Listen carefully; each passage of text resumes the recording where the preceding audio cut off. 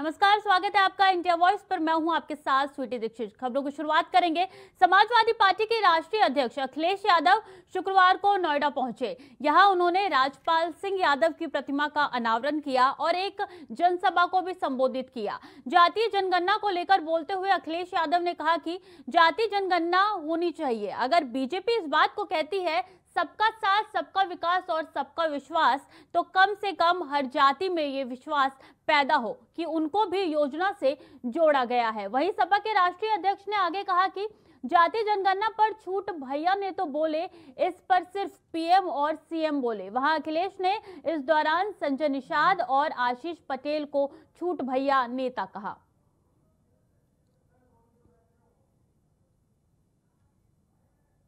अरे जागरूक लोग समाज के वो आगे आए हैं। उन्होंने कहा कि बिना जाति जनगणना के जो हम जनता को सुविधा, जो पॉलिसी बनाना चाहते हैं, जो योजनाएं जारी करना चाहते हैं, उससे मदद नहीं मिल पाएगी।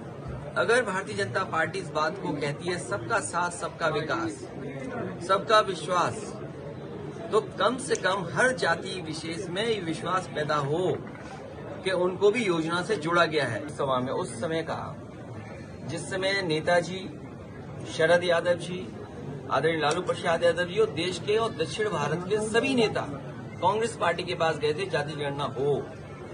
कांग्रेस पार्टी ने नहीं स्वीकार किया और फिर स्वीकार भी किया तो आंकड़े बाहर नहीं किए।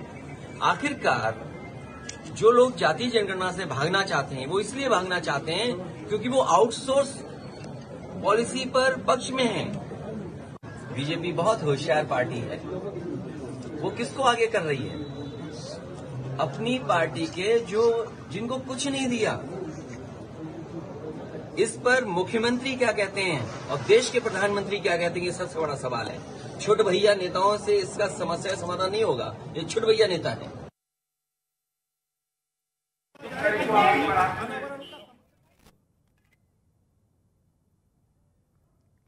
तो इसी खबर पर हमारे साथ सीधे लाइव जुड़ चुके हैं प्रियम पाठक।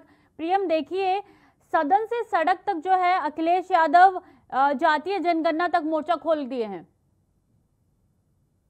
बिल्कुल, देखिए, कल जिस तरीके से सदन के अंदर नेता प्रतिपक्ष के तौर पर अखिलेश यादव का संबोधन हुआ और उस संबोधन में उन्होंने जिस तरीके से सरकार की कमियों को गिनाया, उसी संबोधन के दौरान उन्होंने जातीय जनगणना का जो मुद्दा था उसको प्रबलता के साथ में उठाया और उनका कहना है कि सरकार जो है वो जातीय जनगणना कराए। इसका पूरी तरीके से जो विपक्ष की जितने भी राजनीतिक दल हैं जो ओबीसी वर्ग के मतदाताओं की राजनीति करते हैं वो सभी चाहते हैं कि देश प्रदेश के अंदर जो है वो जाति जनगणना हो और कहीं ना कहीं बीजेपी इससे बचना चाहती है। इस तरीके का आरोप लगाते हुए अखिलेश यादव जो है वो नजर आया और उन्होंने मुख्यमंत्री के समक्ष भी इस बात को रखा। उन्होंने कहा कि प्रदेश के अंदर जाति जनगणना होनी चाहिए। तो साफ तौर पर समाजवादी पार्टी जो है वो जाति जनगणना यानी कि पिछले वर्ग की जो राजनीति है वो करती हुई समाजवादी पार्टी नजर आ रही है और उसी के जरिए वो 2024 का जो चुनाव है उसको जीतना चाहती है। हालांकि बीजेपी ने जरूर इस मुद्दे से अपने आप को किनारे रख लिया है और इस मुद्दे पर बोलने से भी पार्टी की तरफ से जो है वो मना हुआ है। पार्टी के जो प्रवक्ता हैं या जो पैनलिस्ट है मीडिया, उनको मना किया गया है कि वो इस मुद्दे पर अभी कोई बयान नहीं देंगे। तो कहीं ना कहीं समाजवादी पार्टी जो है वो जाति जनगणना के जरिए 2024 के चुनाव को जो है वो जीतने की कवायद में लगी हुई है और लगातार पिछड़ों की राजनीति करती हुई नजर आ रही है। और जिस तरीके से स्वामी प्रसाद मौर्य का भी स्टेटमेंट आया तो वो भी कहीं ना कहीं इस और इंगित करता है कि गुप्त रूप से जरूर जो है समाजवादी पार्टी का स्वामी प्रसाद मौर्य को भी समर्थन मिला। क्योंकि जब बयान आया था जिस समय स्वामी प्रसाद मौर्य का रामचरितमानस की कुछ चौपाइयों को लेकर, तो उसमें माना जा रहा था कि अखिलेश यादव खासा नाराज है उनसे और पार्टी उनके खिलाफ कोई कार्रवाई कर सकती है। लेकिन उसके 2-3 दिन बाद जब राष्ट्रीय कार्यकारिणी की सूची जारी करी गई समाजवादी पार्टी की, तो उसमें बतौर राष्ट्रीय महासचिव की जिम्मेदारी जो है वो स्वामी प्रसाद मौर्य की दी गई। तो वो इस और इंगित करती है कि कहीं ना कहीं गुप्त रूप से समाजवादी पार्टी का समर्थन भी जो है वो जो स्वामी प्रसाद मौर्य हैं उनको मिला हुआ है। और अब दूसरा जो ये जातीय जनगणना की बात है, इस मुद्दे को भी प्रबलता के साथ में सदन से लेकर सड़क तक जो है अखिलेश यादव उठाते हुए नजर आ रहे हैं। उनका सभी बयानों में कहना है कि वो चाहते हैं कि सरकार जातीय जनगणना को कराए, लेकिन चूंकि मुख्यमंत्री बाहर से आए हैं इसलिए वो इस मसले से बचना चाहते हैं और अलग रखना चाहते हैं। चूंकि बीजेपी डरती है कि अगर इन बातों में जो जाति जनगणना होती है तो उससे उसका चुनावी काफी नुकसान हो सकता है। तो इसलिए भारतीय जनता पार्टी लंबे समय से इस बात से अपने आप को दूर रखती है कि वो जाति जनगणना हो। तो इस बात को प्रमुखता के साथ में उठाया है और कहीं ना कहीं इसके जरिए 2024 को लेकर कह सकते हैं साफ तौर पर जो पॉलिटिकल पंडित हैं उनका कहना है कि इसके जरिए 24 के चुनाव में अहम मुद्दा बनाना चाहती है समाजवादी पार्टी, और इसीलिए इस तरीके के बयान जो है वो लगातार जो है समाजवादी पार्टी की तरफ से देखने को मिल रहे हैं। जी, आप हमारे साथ जुड़े रहिए। इसी के साथ हमारे साथ देवेंद्र प्रमुख नेता जुड़ चुके हैं बीजेपी से। सर देखिए, आखिर जातीय जनगणना से दिक्कत क्या है बीजेपी को?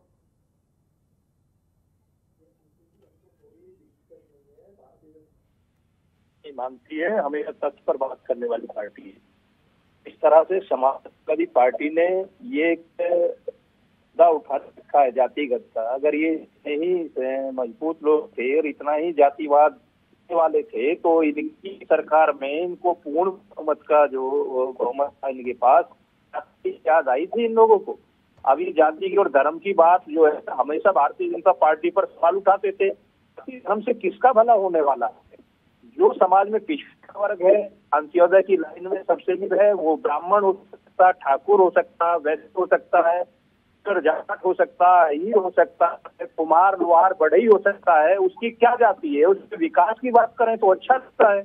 आप सरकार पर दबाव बनाइए, उनके विकास की चर्चा कीजिए। सरकार को सुनना भी पड़ेगा, मानना पड़ेगा कि जाति से क्या चाहते हैं। एक तरफ आप MOI के फैक्टर की बात करते हैं, मुस्लिम यादव की बात कर राजनीति करते हैं, दूसरी तरफ जाति जो है, जातिगत जिस तरीके का आप परिवर्तन चाहते हैं जातिगत, आपने कहा कि इसका एक जाति पर ही जो है आप डिबेट करना, इसके लिए पूरे तथ्य के साथ बैठिए, खोलकर आपके पास रहा था आपकी सरकार में जातियों के क्या क्या विशेष आप लोगों ने किया है। धर्म से राजनीति इस देश की चलने वाली नहीं है। बीजेपी जो है आज 80% ज्यादा देश के ज्यादा क्षेत्रों में सरकार चला रही है अपनी। हमें जाति से नहीं समर्थन मिला है, हमें लोगों का विकास के साथ साथ ट्रस्ट जीता है, लोगों के काम किए हैं और सुशासन देने का काम किया, जाति को देखकर नहीं किया। हमने मुस्लिम समाज को भी, जिसका हमेशा समाजवादी ने खासकर और कांग्रेस ने फायदा उठाया व्यक्तिगत तौर के धर्म के तौर के हिसाब से, उसको भी हमने मान दिया है। न जाति की न धर्म देखा, जो बना तो विकास बनना था। हमारे साथ विनय सिंह भी जुड़ चुके हैं, सपा के प्रवक्ता है। देखिए विनय सिंह जी, आखिर ऐसा क्या हो गया कि आपको ये जातीय जनगणना की जरूरत पड़ गई अचानक से? देखिए, किसी के हक की अगर लड़ाई लड़ी जाए तो उसे जरूरत नहीं कहते। जो बहुत समय से वंचित थे लोग, जिनको उनका अधिकार नहीं मिल रहा था, अगर वो लड़ाई समाजवादी पार्टी बहुत समय से लड़ रही है। अगर हमने जाति जनगणना के लिए कहा है, अगर कराना चाहते, सरकार को कराने में क्या दिक्कत है? अगर हमने तो किसी का हक लेने की बात तो की नहीं, हमने कहा जिसकी जितनी हिस्सेदारी उसकी उतनी भागीदारी। तो सबका अगर पता चल जाएगा, उसको उसका हक मिल जाएगा तो उसमें दिक्कत क्या? लेकिन भारतीय जनता पार्टी क्या है कि वह सबके हक को ही छीनना जानती है। वह किसी न किसी बहाने दलित और पिछड़े समाज के साथ लगातार अन्याय करने का प्रयास कर रही है। इसलिए वो जाति जनगणना नहीं करा रही, क्योंकि बाबा साहब को, संविधान को जो व्यक्ति नहीं मानता वो किसी के हक और अधिकार को क्या देगा? या लोकतंत्र में जो विश्वास नहीं करता वो किसी के हक और अधिकार को क्या देगा? हमने तो बार बार यही कहा है कि कम से कम जिसका जो हक है, जिसकी जो हिस्सेदारी है, वो मिलनी चाहिए। इसमें गलत क्या है? जी, अखिलेश यादव कह रहे हैं कि छुटगई नेता जो है वो जातिगत जनगणना पे ना बोले, तो किसको उन्होंने छुटगई नेता बोला है? देखिए, भारतीय जनता पार्टी में कोई ऐसा समझ वाला नेता तो है नहीं। सब ये झूठ की पाठशाला के छात्र है। यह जो है एक रटा रटाया जो है, इनको एक अध्याय दिया जाता है जो पढ़ना होता है। तो उन्होंने साफ कहा, झूठ के पाठशाला के छात्र न बोले तो ज्यादा अच्छा है। ठीक है देवेंद्र प्रमुख जी, विनय जी कह रहे हैं कि बीजेपी को प्रॉब्लम है जातीय जनगणना से, तो आखिर क्या ऐसी चीज है जो बीजेपी को खट रही है जातीय जनगणना पर? नहीं है बीजेपी बहुत तरक के साथ बात करने वाली पार्टी है। जाति से हम फिर कह देते हैं कि हम समाजवादी पार्टी का स्तर उत्तर प्रदेश से अलग कहीं नहीं है, और हम इस देश में जो है, हम कह रहे हैं 18+ प्रदेशों में जो है हमारी सरकारें चल रही हैं, सारी चीज हमको जिम्मेदारी बनती है। और हम जाति धर्म की अगर राजनीति करेंगे तो हम कितने जातिगत लोगों से अपना काम चला सकते हैं। इनका एक समीकरण है, MOI की बात कर उत्तर प्रदेश तक सीमित रह जाएंगे, यहाँ लड़ाई लड़ लेंगे। बाकी प्रदेश और देश और पिछड़ा वर्ग जो OBC से लेकर SC तक है, जिसकी बात ये हमेशा मुंह से तो अब उछाल रहे हैं चुनाव आने पर, लेकिन भूल गए थे इनकी सरकारों में क्या हुआ था SC समाज के साथ। सारी दुनिया जानती है, पूरा भारतवर्ष जानता है कि किस तरीके की घटनाएं घटती थी। ये जातिगत की जो कामना है, ये भारतीय जनता पार्टी कहीं से कहीं तक करने के लिए, स्वीकार करने के लिए इसलिए तैयार नहीं है कि इससे किसी का भला होने वाला नहीं है। इससे लोगों का आपस में फटाव बढ़ेगा, मन मुटाव होगा, और इनको किसी भी तरह से कोई विकास का मुद्दा इनके पास नहीं रहा है। सरकार को घेरने के लिए कोई मुद्दा इनके पास नहीं बचा। सुशासन और विकास की तरफ प्रदेश बढ़ रहा है, देश बढ़ रहा है, उस पर चर्चा करने के लिए तैयार नहीं है। क्या मामला है जातिगत, क्या होने वाला है जातिगत से? कुछ नहीं होने वाला। सारी जातियां जानती है किसका भला कहाँ है। ठीक है विनय जी, इनका कहना है कि आपके पास कोई और मुद्दा नहीं बचा है, इसलिए आप जातीय जनगणना का मुद्दा लेके आ गए हैं। विकास का मुद्दा भी है, बाकी अन्य मुद्दे भी है, लेकिन जातीय जनगणना का मुद्दा ही क्यों आपने उठाया है? देखिए, विकास के मुद्दे पर तो हम हमेशा बोलते रहे और समाजवादी पार्टी का विजन ही रहा है विकास, जो कि हमने करके दिखाया है। चाहे शिक्षा हो, चाहे चिकित्सा हो, चाहे खेल का क्षेत्र हो, चाहे कोई भी क्षेत्र हो, हमने करके दिखाया। अगर प्रमुख जी जानना चाहेंगे तो हम बता देंगे, लेकिन वो नहीं बता सकते, वो केवल झूठ बोलते हैं। हम तो विकास हो, महंगाई हो, आप देखिए जिस तरह से महंगाई है, लोगों के थाली से रोटी खींची जा रही है, तो हम तो सारे विषयों पर बात करते हैं। आज कहीं न कहीं समय आया कि लोगों के हक के लिए जो बोलना चाहिए, जिस तरीके से भारतीय जनता पार्टी सत्ता में आने के बाद लोगों के हक के साथ खिलवाड़ कर रही है, तो उस पर बोलना चाहिए। समाजवादी पार्टी मुखर होकर के बोलनी चाहिए। दिक्कत क्या है? इसका जवाब कुछ देवेंद्र जी से ले लेते। देवेंद्र जी, आप लोगों के हक जो है वो छीन रहे हैं, उनकी थाली से रोटियां छीन रही है बीजेपी, सपा के कहना है। क्या हद से पर बात कर रहे हैं हमारे मित्र विनय जी, इतने समझदार होकर कि कौन सी बात गले उतरने वाली है। अगर हम दूसरी बार की बात नहीं कर रहे हैं, ये तीसरी बार की बात कर रहे हैं। हम तीसरी बार जो 2024 में बेरा फतह करने जा रहे हैं इस देश में, अगर जातिगत की यानी कि हम धर्मों की राजनीति करते तो यहाँ तक नहीं पहुंचते। मैं फिर दोहरा देना चाहता हूँ कि समाजवादी पार्टी हो या अन्य कोई छोटा दल हो, जिनकी क्षेत्रीय दल है, क्षेत्रीय राजनीति है, वो जातिगत से छोटा सा अपना लाभ उठा सकते हैं किसी कोने में, किसी देश के किसी कोने में, किसी प्रदेश में। जबकि इस देश में ये बहुत बड़ी जनसंख्या का देश है, 2 नंबर की संख्या का देश है, जिसमें आबादी और जनसंख्या को लेकर पूरी दुनिया जानती है। भारत का लोकतंत्र महानतम उसको वैसे ही नहीं कहा गया। वहाँ सभी जातियों का, सभी धर्मों का एक साथ सम्मान होता है। बाबा साहब के लिखे हुए संविधान में सबको जो अधिकार दिया गया है, उसके अनुसार जाति भी, धर्म भी अपने अपने दिए विशेष तौर पर सबको खुली छूट है, वो अपना जीवन जीते हैं। लेकिन लोग, जब आप सरकार की बात करोगे, प्रशासन की, लॉ एंड ऑर्डर की बात करोगे, संविधान की, तो वो सभी जातियों पर, सभी धर्मों पर लागू भी होता है। तो उसमें कोई जाति बात नहीं है। जिस तरह से बरगला कर आप इस देश के माहौल को खराब करना चाहते हैं, जो काम आप करते हुए आए हैं, कहीं आपको जो डर रहे हैं कि मुस्लिम भी आपसे खिसक रहा है, यादव आपसे खिसक रहा है, MOI के समीकरण पर आप लोगों ने हमेशा राजनीति की, जो भारतीय जनता पार्टी की तरफ दोनों चुनाव में पूर्ण रूप से गया है और आगे भविष्य में आने वाले 24 में भी यही होने जा रहा है। इसलिए आप जाति धर्म चिल्लाते रहिए और भारतीय जनता पार्टी सरकार बनाती रहेगी। जी देवेंद्र जी, विनय जी, आप दोनों का बहुत बहुत धन्यवाद इंडिया वॉइस के साथ जुड़ने के लिए, तमाम अपना पक्ष रखने के लिए। खबरों में आगे बढ़ते हैं। छत्तीसगढ़ की राजधानी रायपुर में कांग्रेस का 85वां राष्ट्रीय अधिवेशन हो रहा है। अधिवेशन में देश भर में कांग्रेस नेता शामिल हुए हैं।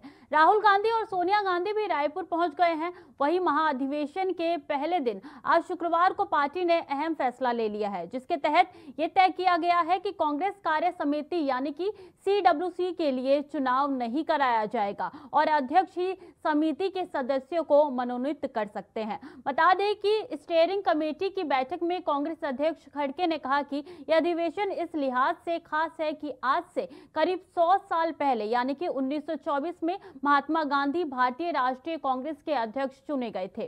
तब ये महाधिवेशन मेरे गृह राज्य कर्नाटक के बेलगांव में हुआ था। उन्होंने कम समय में कांग्रेस को गरीब, कमजोर तबकों, गांव देहात और नौजवानों को एक साथ जोड़कर एक आंदोलन बना दिया था।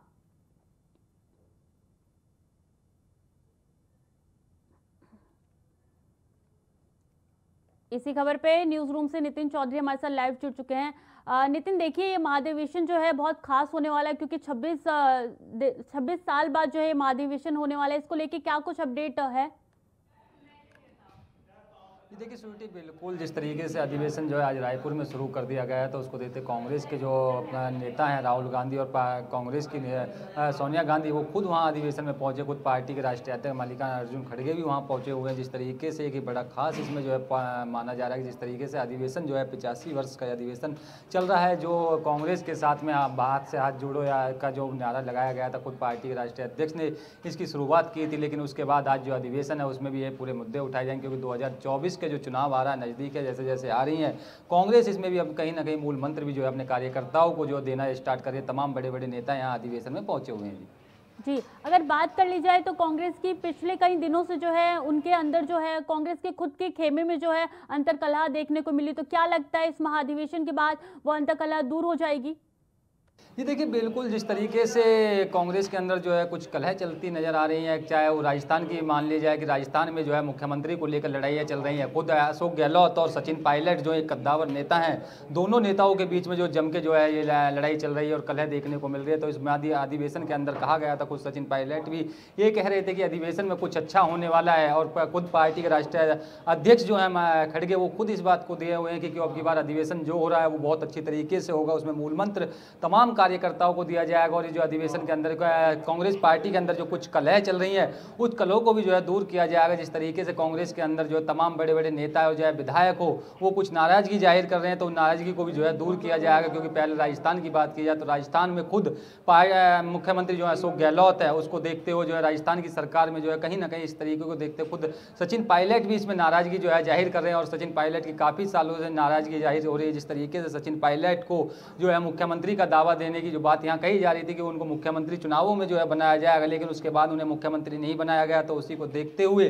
सचिन पायलट जब से ही कांग्रेस से नाराज चल रहे हैं, कांग्रेस से सचिन पायलट और अशोक गहलोत के बीच में काफ़ी लड़ाई जो है लड़ाई है देखने को मिल रही है। उसी के बाद आपको बताएं, सचिन पायलट अलग अलग जाके जो है राजस्थान के अंदर जनसभाओं को संबोधित कर रहे हैं। खुद सचिन पायलट वहाँ पर मौजूद है, तमाम उनके साथ के जो खेमे के विधायक हैं सचिन पायलट के साथ में लगे हुए हैं। क्योंकि इसकी बार जो अधिवेशन हो रहा है, इस कलह को भी दूर करने के लिए अधिवेशन में जो है ये बातें रखी जाएंगी। सचिन पायलट ने पहले भी ये कहा है कि इस तरीके की जो एक कलह जो चल रही है, उस कलह को जो है कहीं ना कहीं हाईकमान जो पूरी तरीके से निष्पक्षता से इसकी वो जो है जांच कराएगा। और इसी को देखते हुए यहाँ पर अधिवेशन में खुद पार्टी के राष्ट्रीय अध्यक्ष मल्लिकार्जुन अर्जुन खड़गे ने ये बात कही है कि अब की बार जो अधिवेशन हो रहा है कुछ खास नजर आएगा और खास इसमें कुछ होने वाला। जिस तरीके 2024 के चुनावों की नज़दीक है कि किस तरीके से कांग्रेस जो है 2024 के चुनावों में जीत हासिल करे, तो उसी को देखते अधिवेशन में ये बातें रखी जाएंगी।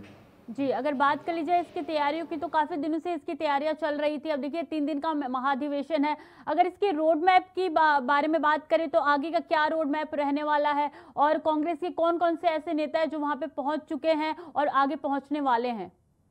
जी देखिए, बिल्कुल रायपुर की बात की जाए तो रायपुर के अंदर ये अधिवेशन जो है 3 दिवसीय अधिवेशन यहाँ पर बताया जाए कि 3 दिन तक जो है अधिवेशन चलेगा। उसी को देखते कांग्रेस के पार्टी के राष्ट्रीय अध्यक्ष खुद खड़गे वहाँ पर, राहुल गांधी और सोनिया गांधी भी वहाँ पहुँच चुकी हैं अधिवेशन के अंदर। और तमाम पार्टी के तमाम जो मुख्यमंत्री हैं, पूर्व मुख्यमंत्री हो या मुख्यमंत्री जो अभी हैं राजस्थान के मुख्यमंत्री भी खुद वहाँ पहुँचे हुए हैं। इसी चीज़ को देखते हुए सचिन पायलट को भी वहाँ बुलाया गया। सचिन पायलट खुद अधिवेशन में शामिल है। तमाम बड़े बड़े नेता और विधायक 15,000 से ज़्यादा की संख्या में यहाँ पर लोग पहुंच रहे हैं। क्योंकि अधिवेशन जो है अब की बार कुछ खास इसमें माना जा रहा है, इसमें मूल मंत्र भी दिए जाएंगे। और 2024 के जो चुनाव हो रहे हैं उन चुनावों की जो रणनीतियां हैं कांग्रेस अभी से शुरू कर रही है। क्योंकि पहले जो है हाथ से हाथ जोड़ो के जो नारा यहाँ पर लगाया गया था, खुद पार्टी के राष्ट्रीय अध्यक्ष मल्लिकार्जुन अर्जुन खड़गे भी थे, उसमें हाथ से हाथ जोड़ो की यात्रा शुरू की थी। लेकिन उसके पहले राहुल गांधी ने अपनी जो भारत जोड़ो यात्रा उसे जो है कन्याकुमारी से शुरू करके कन्याकुमारी में जाके उसे डी एंड किया था। तो उसी को देखते हुए राहुल गांधी की भारत जोड़ो यात्रा पे भी चर्चा हो सकती है। कांग्रेस जो है तमाम मुद्दों को देखते हुए मुद्दों पर बात करेगी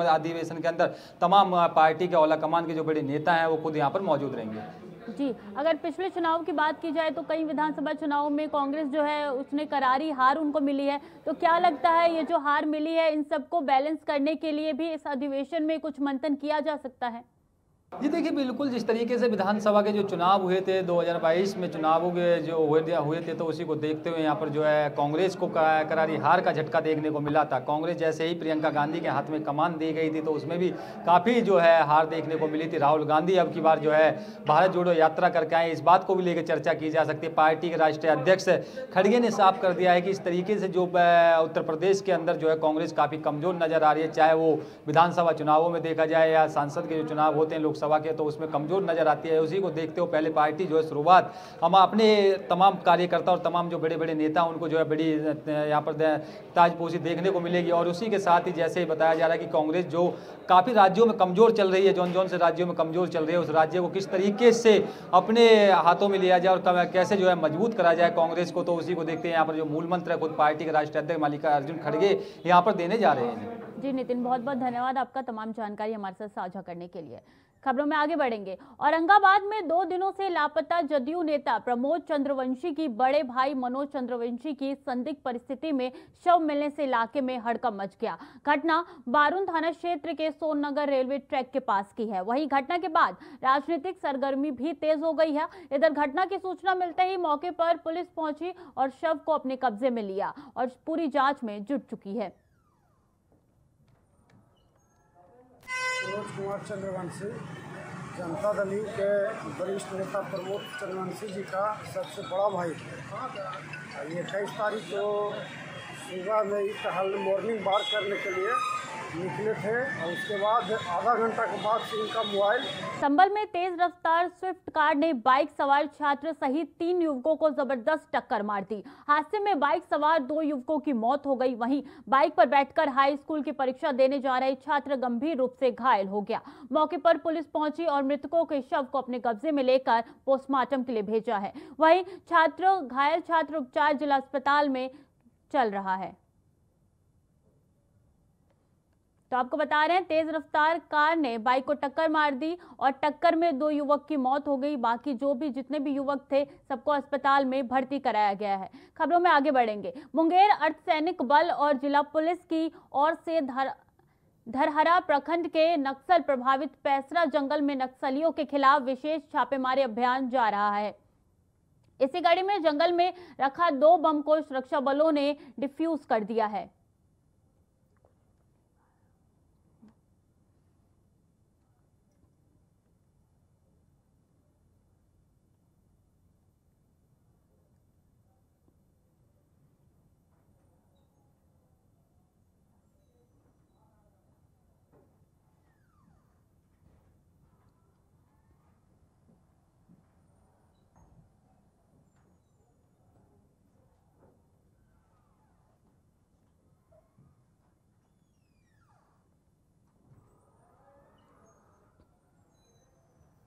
और बिहार सरकार के मंत्री सुरेंद्र यादव ने जिस तरीके से सेना को लेकर आपत्तिजनक बयान दिया था, इसे लेकर भारतीय जनता पार्टी पूरी तरीके से मंत्री पर और महागठबंधन की सरकार पर हमलावर है।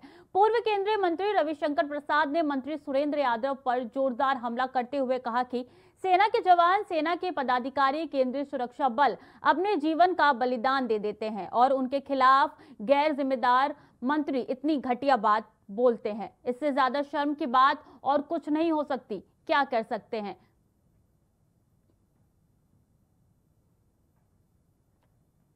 इससे गैर जिम्मेवार मंत्री इतनी घटिया बात करते हैं, इससे बड़ी शर्म की बात कोई हो सकती है क्या?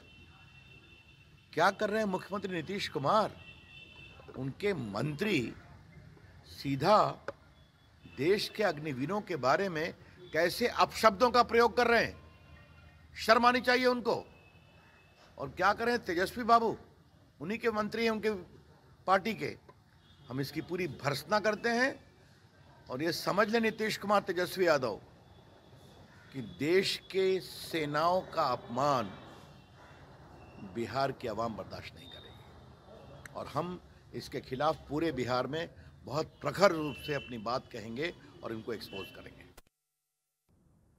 अगली खबर हमीरपुर से है, जहां एक नाबालिग युवती का जला हुआ शव खेत में बरामद हुआ है, जिससे इलाके में सनसनी फैल गई है। युवती बीते 11 दिनों से लापता थी, जिसके लिखित तहरीर परिजनों ने पुलिस को दी थी और पुलिस ने पूछताछ करके मामले को रफा दफा कर दिया था। लेकिन आज जब युवती का शव सुनसान इलाके में जला हुआ मिला तो इससे पुलिस महकमे में हड़कंप मचा हुआ है। सूचना पर पुलिस महकमे के आला अधिकारी पहुंचे और पीड़ित पिता की तहरीर पर 2 लोगों को हिरासत में ले लिया है। घटना ये हुई कि हमारी 12 फरवरी को बच्ची गुम हो गई थी। सुखलाल का लड़का ले गया था अपहरण करके। कहाँ का रहने वाला है सुखलाल? औड़ेरा के हम हैं। और 12 फरवरी को गुम हुई थी 16 फरवरी को हमने रिपोर्ट लिखाई थी, मतलब उसी के नाम, लेकिन पुलिस ने कोई कार्रवाई नहीं की। हम बार बार थाने के चक्कर काटते रहे, लेकिन पुलिस ने कोई कार्रवाई नहीं की। ना पुलिस आज तक हमारे घर में आई है, ना हमको कुछ बताया है। मंगल दिवस में भी गए थे तो उन्होंने भी ये कहा था कि हम चलो कार्रवाई कर रहे। थाना राठ क्षेत्र में ग्राम ओडेरा में आज प्रातः पुलिस को ये सूचना मिली कि एक लड़की उसका शव यहाँ पर जली हुई अवस्था में बरामद हुआ है। तत्काल मौके पे फील्ड यूनिट और फोरेंसिक की टीम आई है। साथ ही मैं पुलिस अधीक्षक, अपर पुलिस अधीक्षक, क्षेत्राधिकारी, हम सभी लोगों ने मौके का निरीक्षण किया है और यहाँ पर आकर और इनके परिवारजनों से बातचीत की है। तो उन्होंने 2 व्यक्तियों के ऊपर ये शक जताया है। तो उनकी तहरीर के आधार पर अभियोग पंजीकृत किया जा रहा है और उन दोनों व्यक्तियों को हिरासत में ले लिया गया है, उनसे पूछताछ की जा रही है। फिलहाल के बुलेटिन में इतना ही। बाकी खबरों के लिए देखते रहिए इंडिया वॉइस।